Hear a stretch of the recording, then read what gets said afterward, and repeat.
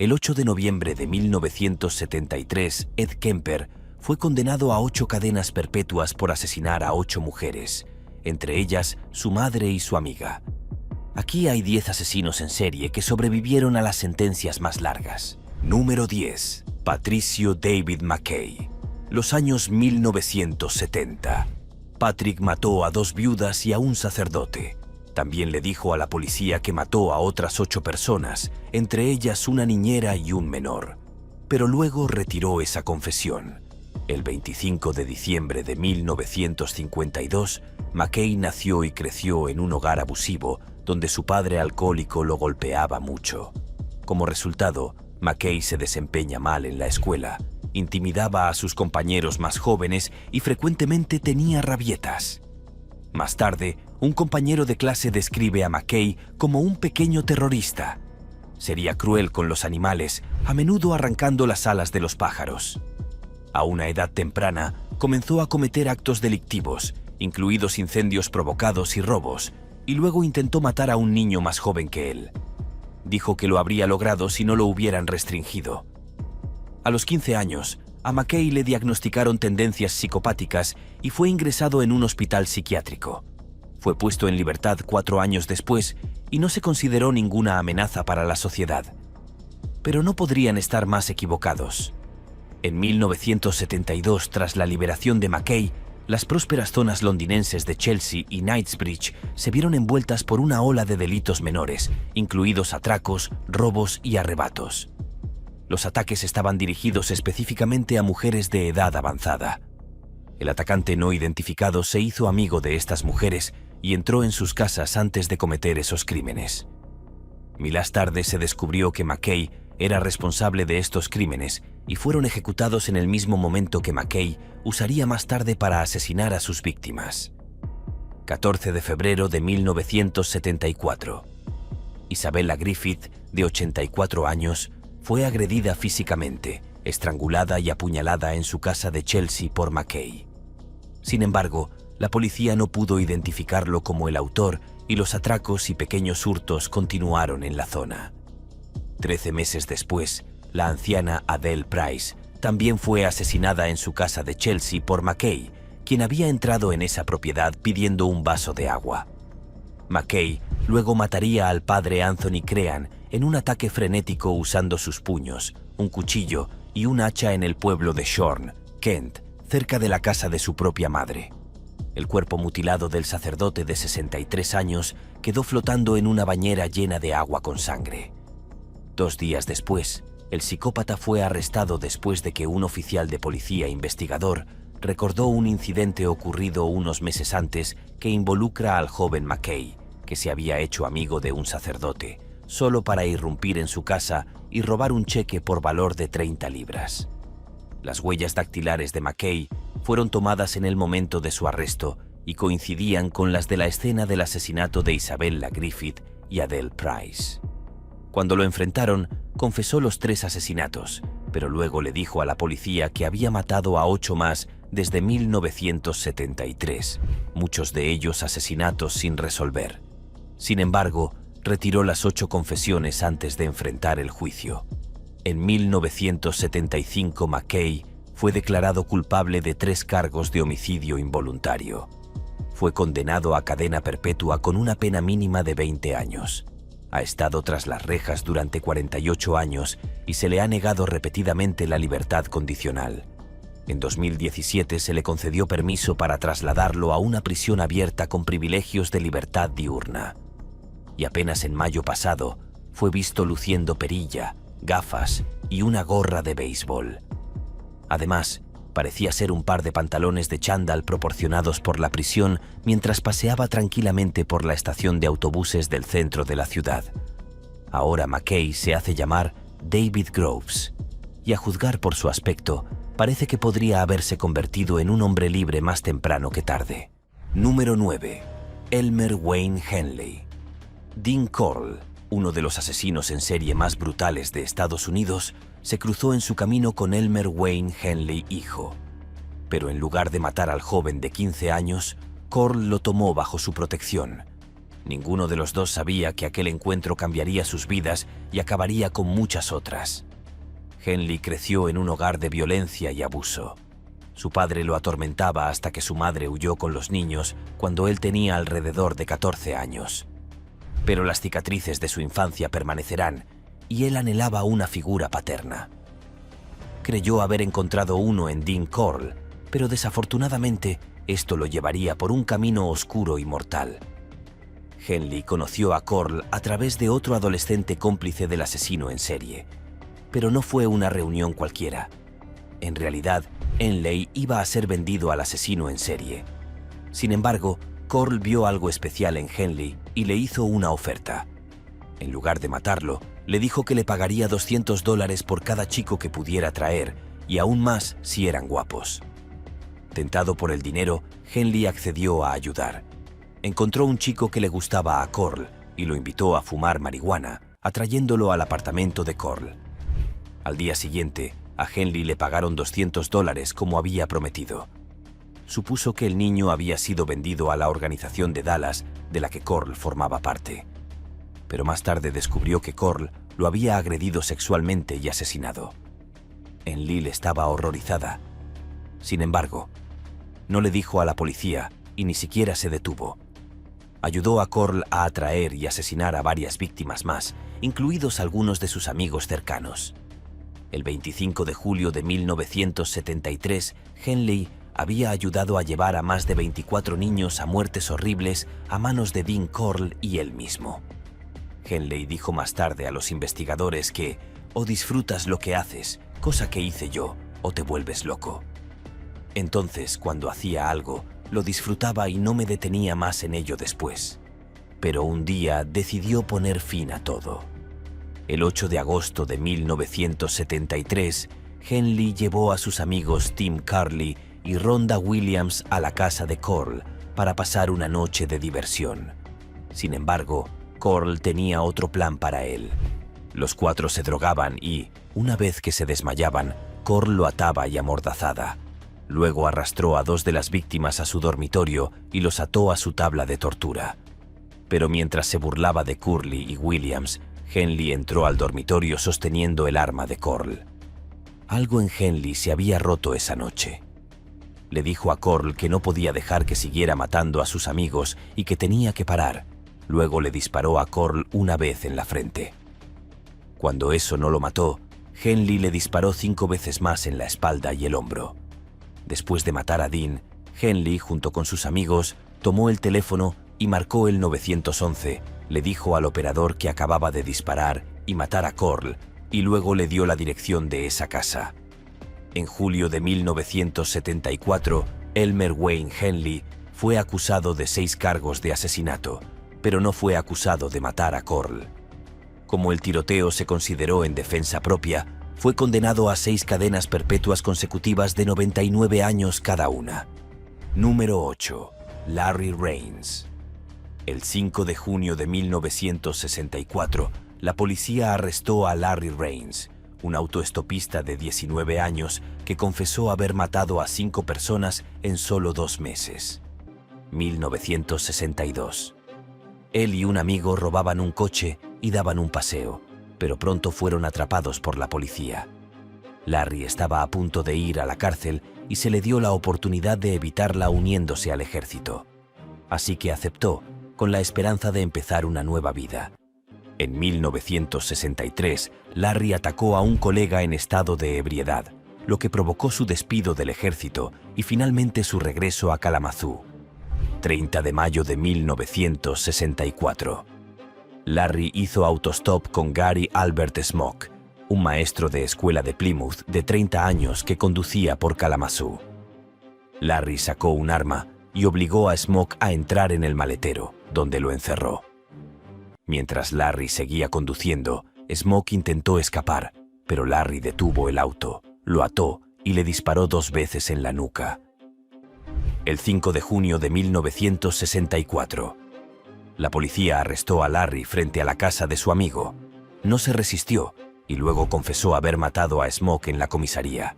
Lo enviaron de nuevo al hospital psiquiátrico, donde lo declararon loco. Los médicos creían que tenía un odio profundamente arraigado hacia las gasolineras porque le recordaban a su padre abusivo. 23 de octubre de 1964, Larry fue sentenciado a cadena perpetua sin libertad condicional. Número 7. Danny Reina. En 1964, después de que su hermano Larry fuera condenado por matar a 5 personas, Danny Reins estaba furioso. Culpó a su padre del abuso que habían sufrido sus hijos, que lo habían convertido en monstruos. Comenzó a pelear con su esposa, Kathy, más a menudo, y mostró signos de desviación sexual. Noviembre de 1968 espetó. Atacaría a Dorothy King, una farmacéutica de Battle Creek, y secuestrar su coche a punta de pistola. El 4 de febrero de 1969, Danny Reins fue declarado culpable del delito grave de agresión a Dorothy King y recibió de 3 a 4 años de prisión, durante los cuales su esposa se divorció de él. 3 años más tarde, a Danny se le concedió la libertad condicional y regresó a Kalamazoo, donde consiguió un trabajo como operario de una gasolinera. Durante ese tiempo se cruzaría con Brent Eugene Koster, un adolescente de 15 años de la zona que atravesaba dificultades dentro de su propia familia. 5 de julio de 1972. Danny y Koster agredieron sexualmente y mataron a Linda Clark y Claudia Bistrup en la gasolinera donde Danny trabajaba en ese momento. Después de matarlo, la pareja envolvía los cuerpos de las víctimas en una manta y lo colocaban en la parte trasera de su auto. Luego, Costner condujo ese automóvil hacia una zona boscosa cerca de Galesburg, donde le prendió fuego para eliminar cualquier evidencia. El 5 de agosto, mientras conducían cerca de la Universidad de Michigan Occidental, Danny y Koster recogieron a la autoestopista Pamela Fiernow y amenazaron a la niña con un cuchillo. Llevaron a Pamela a los bosques que rodean el lago Morrow, donde la agredieron sexualmente varias veces antes de que Danny la asfixiara con una bolsa de plástico. El 5 de septiembre de 1972, Koster fue arrestado e interrogado. Admitió rápidamente su culpabilidad en los asesinatos y también implicó a Danny Reins, quien fue arrestado esa misma noche. Posteriormente, Danny fue declarado culpable y condenado a cadena perpetua sin libertad condicional.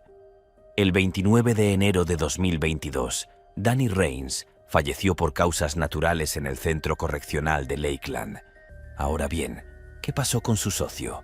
Número 6. Brent Eugene Koster. A los 15 años, Brent se había convertido en uno de los asesinos en serie más jóvenes de Estados Unidos. También es uno de los pocos que alguna vez salió de prisión. En 1972, a los 15 años, Brent decidió huir de casa. Fue durante este tiempo que conoció a Danny Reins, gracias a la novia de Danny, que resultó ser la madre del amigo de Brent. Brent no sabía que ese encuentro cambiaría su vida para siempre. Al final, la ley los alcanzó. Como parte de un acuerdo de culpabilidad, Brent testificó contra Danny y fue acusado de asesinato en segundo grado. 21 de julio de 1979, 75 años, fue condenado a cadena perpetua con posibilidad de libertad condicional. Número 5. Juan Corona. El 19 de mayo de 1971, un granjero que vivía cerca de Yuba City, California, notó una tumba sospechosa recién cavada en uno de sus huertos. Cuando llegó la policía, descubrieron el cadáver de un hombre dentro, pero no estaba solo. En total, descubrieron 25 cadáveres. No fue difícil para los investigadores vincular a las víctimas con un solo hombre, Juan Corona. En algunas de las tumbas se encontraron recibos de tiendas y comprobantes de depósito atrasados con su nombre. Además, la policía encontró un machete ensangrentado y un libro de contabilidad en su casa. Además, las víctimas eran todos trabajadores inmigrantes que había contratado. Ahora, ¿quién era este hombre? Nacido en Jalisco, Miléxico, Juan Vallejo Corona cruzó la frontera hacia Estados Unidos a los 16 años. Finalmente se mudó a Yuba City, en California, donde trabajó en un rancho y conoció a su esposa. También fue allí donde sus problemas empezaron a aflorar. En 1965, una inundación arrasó el condado de Sutter y mató a decenas de personas. Este desafortunado acontecimiento, de alguna manera, convenció a Juan de que estaba perpetuamente rodeado por los fantasmas de los que murieron en la inundación. Es más, la familia de Corona diría más tarde que había desarrollado un temperamento violento, tanto que en ocasiones tuvieron que atarlo con cuerdas para someterlo. En 1956, el hermano de Corona lo internó en un hospital psiquiátrico donde le diagnosticaron esquizofrenia paranoide y recibió 23 tratamientos con descargas eléctricas para su enfermedad mental. 3 meses después, los médicos dijeron que se había recuperado y lo dieron de alta. Corona fue deportado a Miléxico tras su liberación, pero regresó rápidamente a California con una tarjeta verde listo para empezar de nuevo. En esa época, Juan Corona fue contratado por agricultores locales para encontrar trabajadores, pero en lugar de eso, se convirtió en víctima. Contrató y luego mató a un grupo de trabajadores inmigrantes sin vínculos con la zona. El 19 de mayo de 1971, los crímenes de Corona llegaron a su fin cuando un granjero notó un hoyo recién cavado en uno de sus huertos de duraznos. Ahora, sospechando que alguien estaba tirando basura allí, el granjero llamó a la policía, quien rápidamente descubrió que el agujero estaba siendo utilizado como una tumba tosca y poco profunda. En el transcurso de varias semanas, los investigadores descubrieron 25 cadáveres. Muchas de estas víctimas tenían recibos o documentos con el nombre de Juan Corona, y cuando la policía registró su casa, encontraron un machete manchado de sangre, una excavadora para postes, una pistola y un libro de contabilidad con los nombres de 8 de las víctimas. Después de que lo arrestaron, lo apodaron el asesino del machete. Enero de 1973. Juan Corona recibió 25 cadenas perpetuas consecutivas. Poco después de su encarcelamiento, Corona fue apuñalado 32 veces y perdió un ojo en un ataque de otro recluso.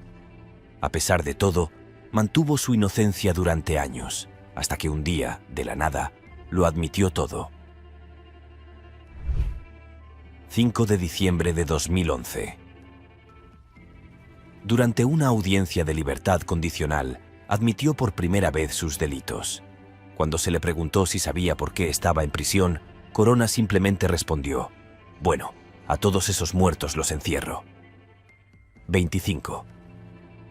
Cuando se le preguntó por qué lo había matado, dio una respuesta incoherente en la que llamó a las víctimas borrachas y canallas que habían estado invadiendo la propiedad. Fue lo más cerca que estuvo alguna vez de decir por qué lo hizo. El 4 de marzo de 2019, Corona falleció en prisión por causas naturales. Tenía 85 años y había pasado casi 50 tras las rejas, lo que lo convertía en uno de los presos que más tiempo llevaban en prisión en el estado de California. Número 4. Howard Unruh, 6 de septiembre de 1949. Howard Unruh mató a 13 personas en 12 minutos. Si hubiera tenido suficientes balas, dijo más tarde, habría matado a uno. Muchos expertos creen que Howard Unruh siempre había mostrado signos de estar perturbado desde su primera infancia, pero realmente se mostraron cuando se unió al ejército justo después de la secundaria. Mientras estaba en combate, Unruh llevó un diario en el que registró a cada soldado alemán que mató. Tomaría nota de la hora, la fecha y las circunstancias y describiría las consecuencias con increíble y sangriento detalle. 1945, Unruh dejó el ejército y se mudó con su madre. Pasaba sus días vigilando obsesivamente a todos los que sentía que le habían hecho daño, incluso si se trataba de un minero que se topó accidentalmente con él en la calle. El 5 de septiembre de 1949, Howard estaba muy enojado esa noche, porque cuando llegó a casa se dio cuenta de la puerta del jardín que había instalado recientemente. Entre su jardín y los Cohen, sus vecinos estaban destrozados.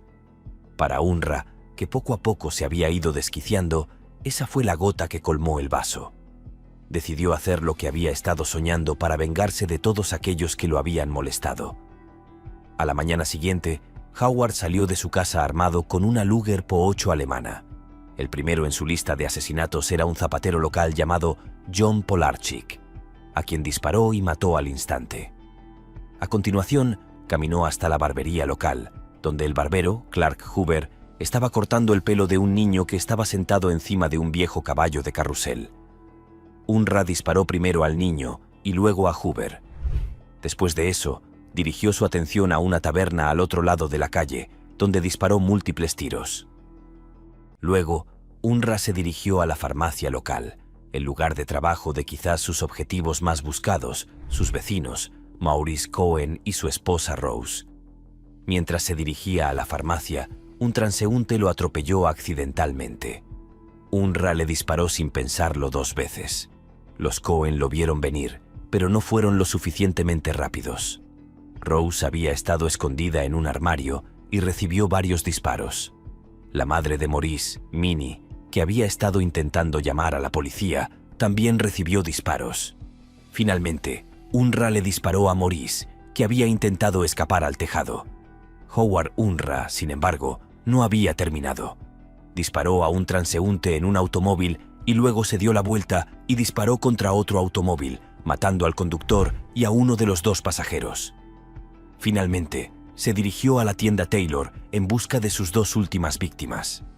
Pero Taylor no estaba en casa, por lo que Unruh se conformó con dispararle a su esposa. Luego, en lo que admitiría que fue su único error ese día, Unruh disparó a lo que pensó que era una sombra.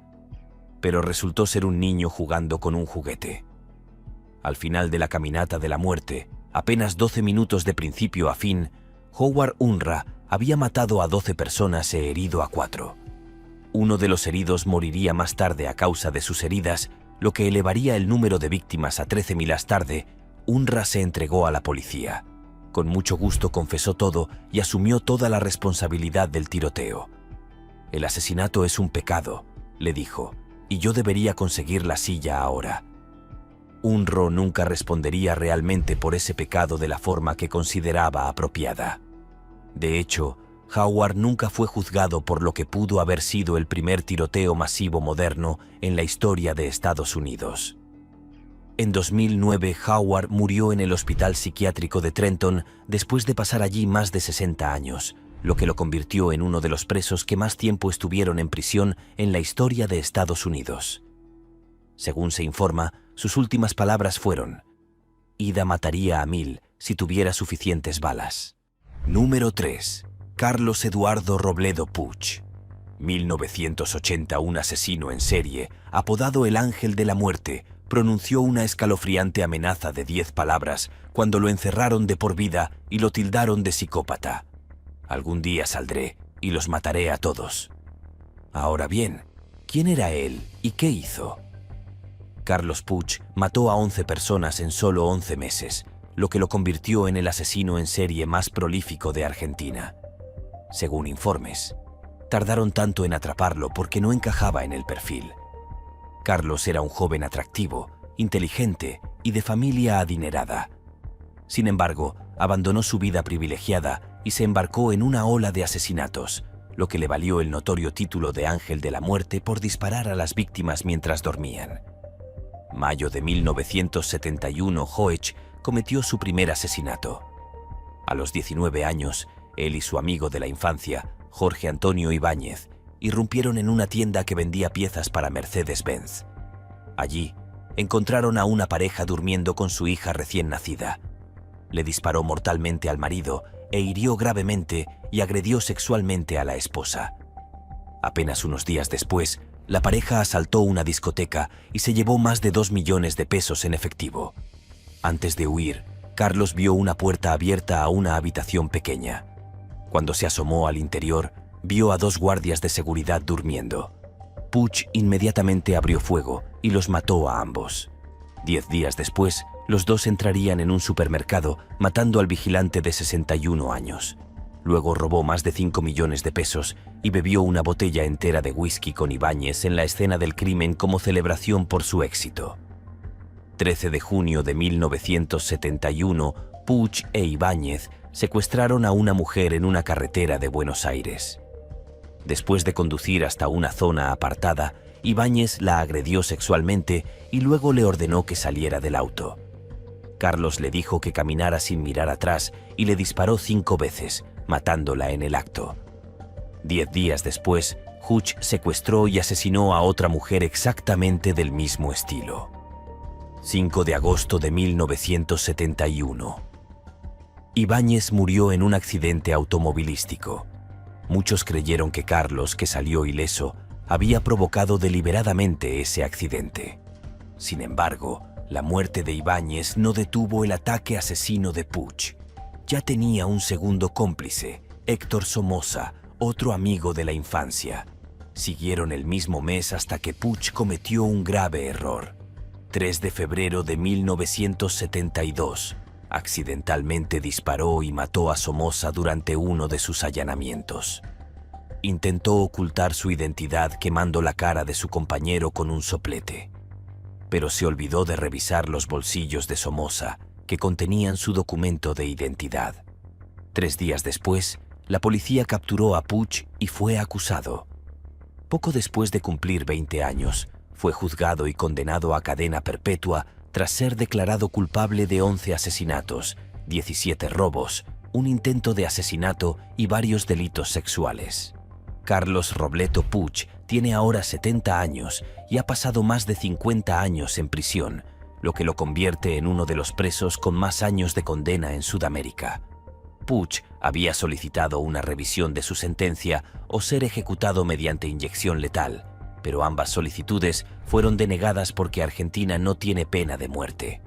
Hutch fue la única persona en esta lista que solicitó ser asesinada como medio para escapar de su larga sentencia. Número 2. Robert Maudsley. En la década de 1970, Robert Maudsley mató a 4 personas en uno de esos asesinatos. Tiene lugar en un hospital psiquiátrico y 2 en una prisión tras recibir cadena perpetua por un asesinato. Nacido en 1953 en Liverpool, Robert era uno de 12 hijos y fue llevado a un orfanato católico cuando aún era un bebé. Cuando tenía 8 años, sus padres vinieron a llevarlo a casa. Después de ese punto, su vida empeoraría.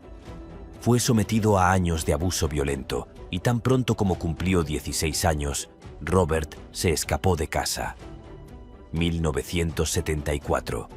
Se encontró atrapado en una espiral de abuso de drogas y financió ese hábito trabajando como chico de alquiler. Uno de sus clientes, John Farrell, fue el primer hombre al que asesinó. Roberts lo estranguló hasta matarlo después de mostrarle fotografías de menores de las que había abusado sexualmente. El asesinato de Farrell fue tan violento que la policía lo apodó Azul por el color de su rostro. Como resultado, Robert fue encarcelado de por vida con la recomendación de que nunca fuera liberado y enviado al hospital Broadmoor, que albergaba a algunos de los prisioneros más peligrosos del país. Sin embargo, eso no detuvo a Maudsley. 1977, él y un compañero de prisión, David Cheeseman, se atrincheraron en una celda con un chico convicto, David Francis, y lo torturaron durante 9 horas. Cuando los guardias finalmente derribaron la puerta, Francis ya no estaba. Luego, Maudsley se trasladó a la prisión de máxima seguridad de Wakefield en Yorkshire. Una vez más, Robert demostró que no podía contenerse. 29 de julio de 1978, estranguló y apuñaló a su esposa, la asesina Salney Darwood, en su celda y escondió su cuerpo debajo de la cama. Maudsley atacaría el ala de la prisión en busca de la próxima víctima y atacaría a Bill Roberts, que había sido encarcelado por agredir sexualmente a una niña. Apuñaló a Roberts hasta matarlo antes de aplastarle el cráneo con una daga improvisada. Cuando Maudsley estuvo seguro de que Roberts estaba muerto, se acercó tranquilamente a un guardia de la prisión y le dijo que esta noche habrá 2 menos para cenar. En 1983 se consideraba que Maudsley era demasiado peligroso para permanecer entre la población carcelaria general, por lo que los funcionarios le construyeron una celda especial con jaula de vidrio en las entrañas de la prisión de Wakefield. Robert describió una vez su celda como si estuviera enterrado vivo en un ataúd. Y bueno, no estaba del todo equivocado. La celda es un poco más grande de lo normal y cuenta con una cama de hormigón, ventanas a prueba de balas y muebles de cartón. El inodoro y el lavabo están fijados al suelo. Obtiene comida a través de una pequeña ranura y si alguna vez sale de esa celda, debe ser escoltado por al menos 4 guardias. En 2000 Robert acudió a los tribunales. En un intento por que me dejen morir, escribió en una carta: «Pido una simple cápsula de cianuro que aceptaré de buena gana». Y el problema de Robert John Maudsley puede resolverse fácil y rápidamente.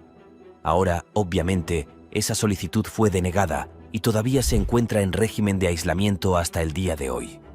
Encarcelado hace casi 50 años, Maudsley es el preso que lleva más tiempo en prisión en Gran Bretaña y recientemente rompió un récord mundial por el mayor tiempo pasado en régimen de aislamiento.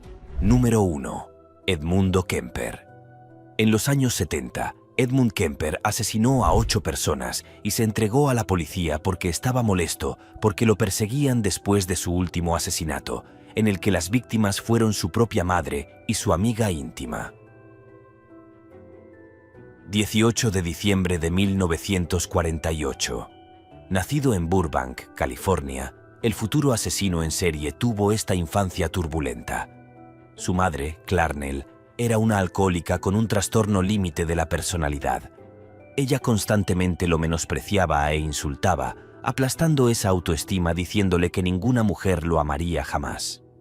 Y debido a esto, Kemper mostraría un comportamiento perturbador desde muy pequeño. Obligaba a sus hermanas a jugar juegos inquietantes como la silla eléctrica y la cámara de gas, como si ya estuviera imaginando su propio futuro oscuro. 1957 Kemper comenzó a actuar según sus tendencias violentas. Después de que su padre abandonó a la familia, el joven mató a sus 2 gatos. Llegó a enterrar vivo a uno de ellos y luego decapitarlo. Cuando este niño cumplió 14 años, se escapó de la casa de su madre para vivir con su padre. Sin embargo, su padre ya se había vuelto a casar y lo envió a vivir con sus abuelos. Fue allí, con sus abuelos, donde Ed Kemper se convertiría en asesino por primera vez. El 27 de agosto de 1964 Kemper se vio envuelto en una acalorada discusión con su abuela. En un ataque de ira, le disparó en la cabeza con el rifle calibre 22 de su abuelo. Cuando su abuelo se acercaba a la casa, Kemper también le disparó. Más tarde confesó que solo quería saber qué se sentía al matar a la abuela. También dijo que mató a su abuelo para no descubrir el asesinato de su esposa. Y luego, un mes después, estaba viviendo con mis abuelos en las montañas y 10 meses después, los asesiné. Y si hubiera sido en una ciudad, habría sido un asesino en masa a los 15 años. Ahora, después de estos horribles actos, Kemper fue enviado a un hospital psiquiátrico. Fue allí donde los médicos le diagnosticaron esquizofrenia paranoide, junto con un coeficiente intelectual impresionantemente alto. Ahora, a pesar de la gravedad de sus crímenes, Ed Kemper solo permaneció en el hospital unos pocos años. 1969.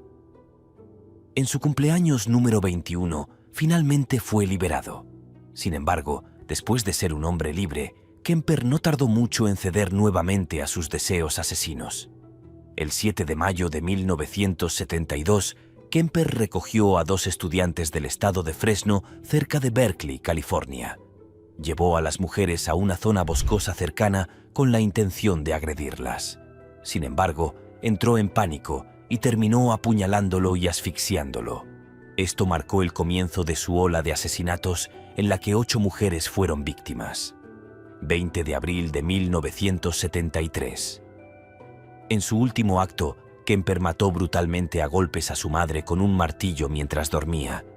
Luego la decapitaría e incluso atacaría su cabeza cortada. Este psicópata luego invitaría a la mejor amiga de su madre a la casa, solo para matarla brutalmente también y robarle el auto. Luego condujo hasta Colorado, esperando ver noticias sobre el asesinato. Sin embargo, después de no saber nada durante un tiempo, Kemper acabó llamando a la policía desde una cabina telefónica y confesó todo. Mi madre era una mujer enferma, enojada, hambrienta y muy triste. Ed Kemper fue arrestado y posteriormente declarado culpable de 8 cargos de asesinato en primer grado. Intentó suicidarse 2 veces e incluso pidió la pena de muerte, pero finalmente recibió 8 cadenas perpetuas simultáneas. En noviembre de 1973, Ed Kemper fue encarcelado en un centro médico de California junto con otros criminales notorios como Charles Manson y Herbert Mullen. Kemper, que ahora tiene 75 años, todavía reside en esa misma prisión hasta el día de hoy y es considerado uno de los presos que más tiempo lleva cumpliendo condena, habiendo pasado más de 50 años tras las rejas. A Kemper se le negó la libertad condicional muchas veces a lo largo de los años, la última vez en 2017. Una vez dijo que la sociedad no está preparada de ninguna manera para mí. No puedo culparlos por eso. Kemper volverá a ser elegible para la libertad condicional este año y, quién sabe, podría terminar siendo un hombre libre una vez más, posiblemente sobreviviendo a esa larga y demencial sentencia.